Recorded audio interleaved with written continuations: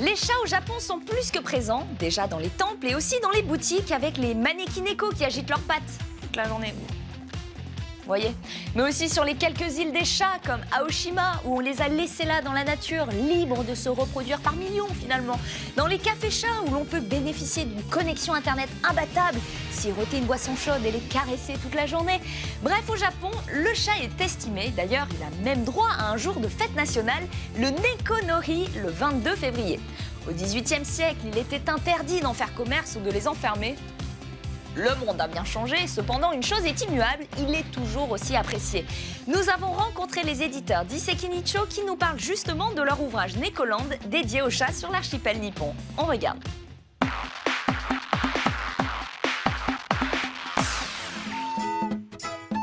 Pour Alexandre Bonnefoy, auteur de Nekoland, et Delphine, illustratrice, le chat est plus qu'une boule de poils kawaii qu'on aime caresser.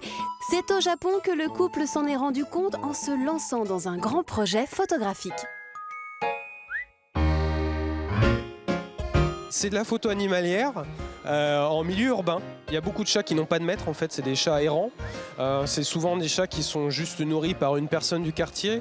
Donc souvent, cette personne-là arrive à plus facilement les approcher. C'est ça aussi qui m'intéressait, parce que j'avais vraiment envie de pousser la photo animalière. C'était un sujet qui me permettait d'allier la ville, le Japon et les animaux. Je me suis dit, mais au final, ces photos que j'ai de chats dans les petits quartiers, c'est le vrai Japon, enfin, c'est le Japon qu'on avait quand on sortait de chez nous, avec voilà, des petites maisons, des petites mamies qui arrosent leurs plantes et puis les chats qui se baladent. Et au final, on s'est dit, mais c'est ce Japon-là qu'on a envie de transmettre dans nos livres. Que ce soit dans la japanime, la pop culture ou dans la mythologie asiatique, le chat a une place toute particulière. Dans la religion, il est vu comme un porteur de fortune, donc il invite le client aussi, donc c'est le manekineko, le chat avec sa patte. Alors souvent les gens disent « Ah, il fait comme ça », mais en fait il fait comme ça, il dit de venir. Au Japon, on ne dit pas aux gens de venir comme ça, on leur dit comme ça. Et donc ce chat-là dit de venir au client, de venir à la bonne fortune. Donc il a cette image très positive. On le retrouve dans plein de temples, on le retrouve dans les bars à chats aussi. Puis après, il y a toute la partie chat errant, qui est très importante au final dans les petits quartiers. Le but, c'est pas de faire des belles images de chats tout mignons, le pays est tout beau. Non, même les chats qui sont en mauvais état, qui ont des traces d'une vie dure sur eux, un œil en moins ou ce genre de choses, on avait envie de les mettre parce que c'est pas bien d'idéaliser le chat errant, parce qu'au final, ça va lui nuire plus que ça. Le but, c'est aussi de sensibiliser. Il y a un côté un petit peu préventif aussi quand on monte le livre pour justement faire prendre conscience que aimer les chats, c'est bien, mais il faut aller jusqu'au bout, les soigner, les stériliser et prendre soin d'eux.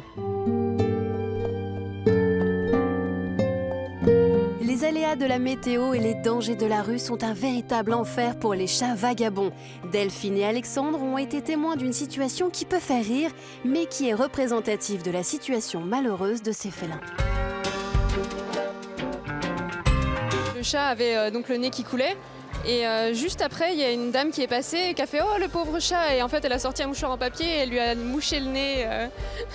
Voilà, et donc ça fait partie des photos qu'on voulait mettre quand même dans le livre pour sensibiliser justement les gens au fait que la vie d'un chat au Japon, c'est pas forcément dans un éco-café ultra bien soigné, c'est aussi ces chats qui sont dans la rue et il fait très humide en été, très chaud, très froid en hiver, c'est des conditions difficiles pour eux. Et c'est des conditions de SDF, quoi, des chats qui n'appartiennent à personne et à tout le monde en même temps. On avait vraiment envie de faire une partie urbaine, donc avec Tokyo, Osaka et des grandes villes. Et après, on a fait pas mal de balades dans les campagnes. Et on a fini le livre sur Tashirojima, donc l'île aux chats, qu'on avait vraiment envie de faire. Après ça, on a eu à peu près, je pense, entre 5000 et 6000 photos. Après, c'est juste du développement, faire que la photo apparaisse bien, soit de bonne qualité sur le livre.